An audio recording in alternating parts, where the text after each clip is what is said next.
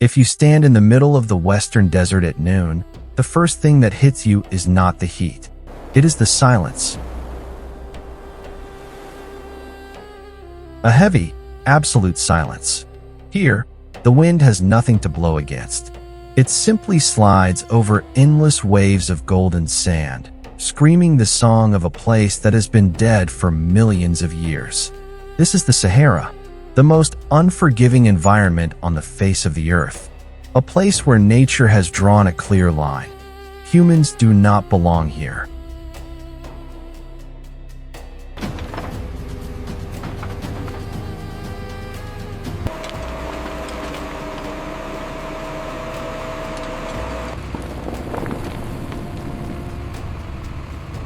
But if you listen closely, right now, you will hear something tearing that silence apart. The roar of diesel engines. The grinding of steel against limestone. Egypt is doing the unthinkable. They are declaring war on geography itself. In the middle of this solar furnace, the government is building an artificial river 170 kilometers long. A $160 billion gamble called the New Delta. They are attempting to pump billions of liters of water uphill, fighting against gravity, to turn this wasteland into a breadbasket for 100 million people. Some call it the eighth wonder of the world. Others whisper that it is a tomb for the nation's economy, a desperate, final act of survival. Can we really terraform the Sahara? Or will the sand simply swallow this project, just as it swallowed the civilizations of the past? I'm Stellan Croft, and this is the New Delta. To understand the madness of this project, you have to look at Egypt from space. It is one of the most terrifying demographic maps in the world. This glowing ribbon is the Nile. And right here, on this thin strip of mud, lives a population larger than Germany or the United Kingdom. 110 million people, crammed into just 4% of the country's landmass. The other 96%? It is a void, a graveyard of sand. The Nile Valley is bursting at the seams. We are talking about a civilization that has existed for 5,000 years, now facing a mathematical impossibility. The population is exploding. The cities are eating the farmland. And the water is running out.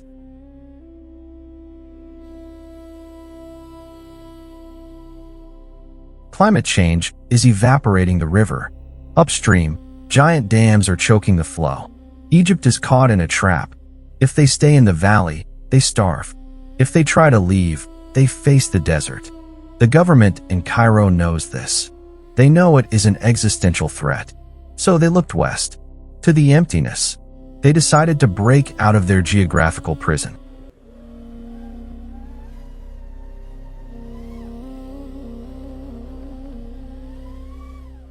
The plan is audacious. Create a new delta parallel to the old one. Reclaim 2 million acres of the Western Desert. But there is a massive problem. A problem that physics does not want them to solve. The Western Desert sits on a plateau. It is significantly higher than the Nile Valley. Water flows down. That is the rule of nature. But to save Egypt, the water must go up. How do you move a river uphill? You don't ask it nicely. You force it.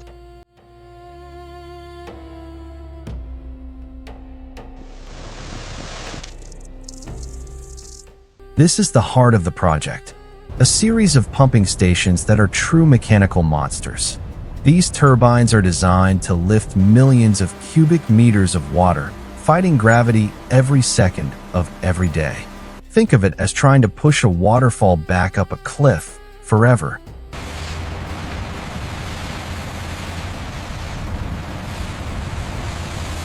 But lifting the water is only the first battle. Keeping it is the second. The Sahara is thirsty. If you pour water here, it vanishes into the porous sand within minutes. To stop the desert from drinking the river, engineers are lining the entire 170-kilometer length of the canal. They are laying down high-density polyethylene sheets and covering them with reinforced concrete. They are essentially building a watertight swimming pool that stretches from the coast deep into the hinterland. The scale of excavation is hard to comprehend. They are moving enough sand and limestone to build a great pyramid every single week. And they are doing it in an environment that tries to kill the machines. Temperatures here regularly exceed 50 degrees Celsius. The heat melts rubber. The sand grinds gears to dust. The wind creates whiteouts that blind the drivers. This is not just construction. It is a war of attrition.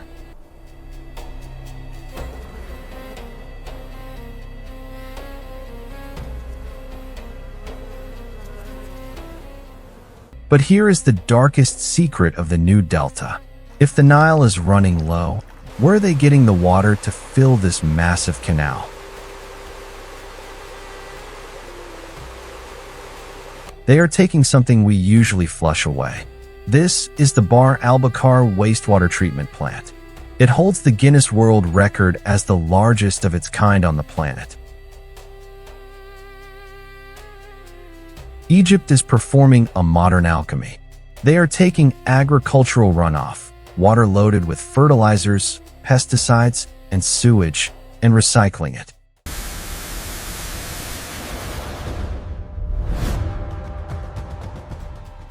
5.6 million cubic meters of toxic sludge enter this facility every day.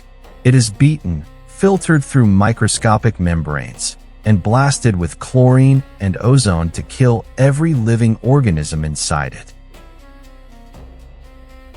What comes out the other side is crystal clear. They are creating a closed loop. In the desert, waste is a death sentence. By recycling every drop, they are trying to cheat the water crisis. But relying on treated wastewater is a high-wire act. If the filtration fails, the artificial river becomes a vein of poison. However, when you talk to the locals, you don't hear hope. You hear fear, because they have seen this movie before.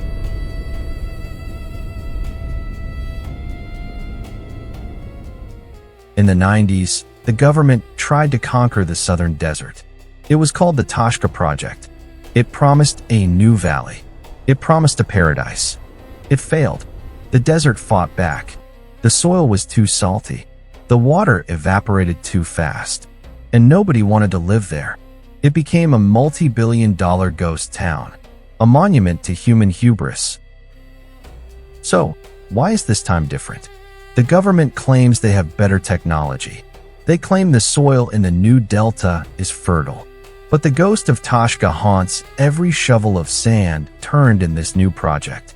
The desert has a long memory, and it rarely forgives the same mistake twice.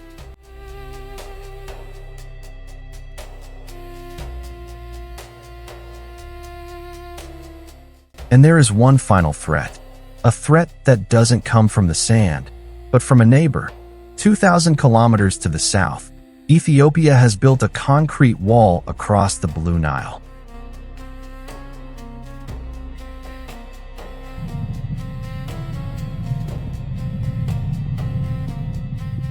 The Grand Ethiopian Renaissance Dam. For Ethiopia, it is power. For Egypt, it is a potential apocalypse. Every drop of water held back by this dam is a drop that doesn't reach the new delta. Tensions are at a breaking point. Analysts have whispered about this for years. The first true water war of the 21st century. That is why the new delta is being built with military speed. It is not just a farm. It is a lifeboat. It is a strategic reserve. Egypt is preparing for a siege by nature and a siege by politics.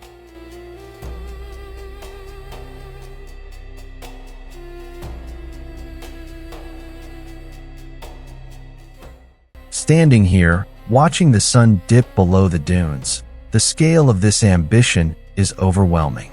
If it works, Egypt secures its future. They will rewrite the map of North Africa. They will prove that humanity can engineer its way out of climate collapse. But if it fails, it will be the most expensive ruin in history. A scar on the face of the earth, reminding us that you can fight gravity, you can fight geography, but you can never truly conquer the desert.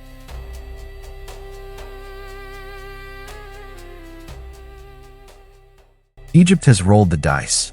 Now, we wait to see where they land. I'm Stellan Croft.